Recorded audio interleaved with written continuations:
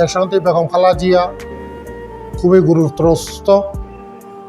আমরা দেশবাসীর কাছে দোয়া চাইব, বর্তমান দেশের সংকট মুহূর্তে দেশনেত্রী বেগম খালেদা জিয়ার প্রয়োজন আছে।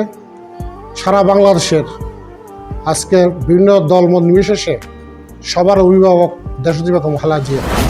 আজকে ক্রান্তিকালে বাংলাদেশের জনগণ মনে করে এই দেশনেত্রী যদি বেগম খালেদা জিয়া আরও কিছুদিন থাকে, তার বাংলাদেশের গণতন্ত্র এবং ন্যায় বিচার, সামাজিক উন্নয়ন সবগুলা হবে।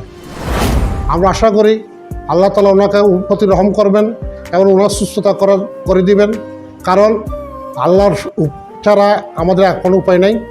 কারণ দেশের এই স্বার্থে, বিশেষ করে সামনে নির্বাচন পর্যন্ত দেশনেত্রী বেগম খালেদা জিয়ার প্রয়োজন আছে আমাদের। তাই আমি মনে করি দেশবাসীকে অনুরোধ করব, সবাই দোয়া করবেন দেশনেত্রী বেগম খালেদা জিয়ার সুস্থ হয়, আমাদের ফিরে আসে।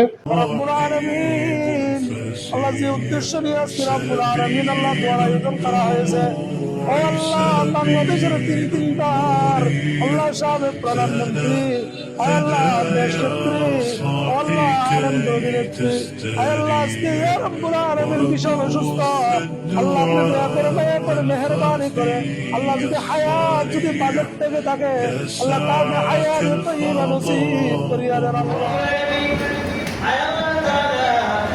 আজকে বরকতময় দিন, বরকতময় সময়, সৌভাগ্যের বছর লক্ষ্য করে রেখে আল্লাহ তাআলা এশার নামাজ পড়ে যারা রুকুয়ের সাথে রুকু দিয়েছে, সিজদাকারের সাথে সিজদা দিয়েছে, আল্লাহ তাআলা তাসবিহ তাআলা করেছে, তোমার মুআমিনদের গুরুত্বপূর্ণ একটা সূরা তেলাওয়াত করেছে।